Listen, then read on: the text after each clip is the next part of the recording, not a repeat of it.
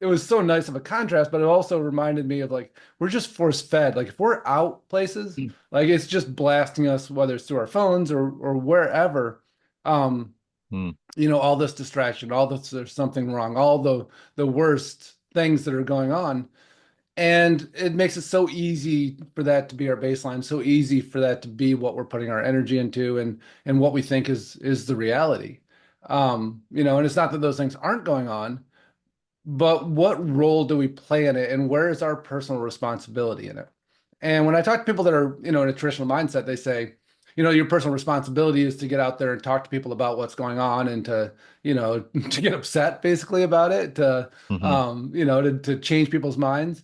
Mm-hmm. But we don't see people's minds changing, right? We see people just becoming more polarized, like all the topics that are intentionally brought to the surface are ones that are always going to be polarizing, that are not going to bring people together, but are going to bring people apart.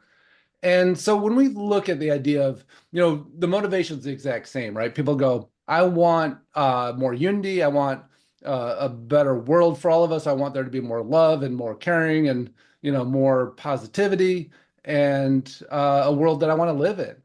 And so then we think, if we were to look at our current uh, strategy for that, are we contributing to the chaos or are we realizing that that's a big game and that there's a kind of a trick happening here and that it's kind of a scam happening and that we actually can do so much more by listening to the nature channel instead of the news channel, by bringing an energy that engages people in humanity rather than in, you know, arguments and into separation. And it doesn't, we think it has to be about the topics that are the hot button items that we're handed.